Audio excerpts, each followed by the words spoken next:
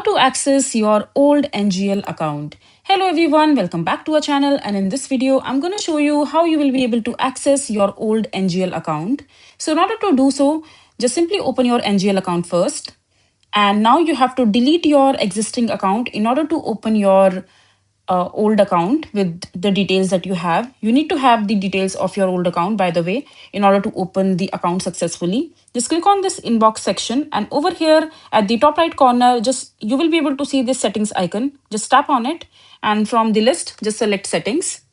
And over here, when you will scroll down, you will be able to see the option called delete account. Just simply tap on it and click on yes, delete account, and your account will be deleted. Now, all you have to do is just simply click on get started and select your age and other details. And after that, you need to select Instagram again, and you need to enter the information or your username of your old account that you would want to access over here, and your old account will be open, and then you will be able to access your old account in NGL.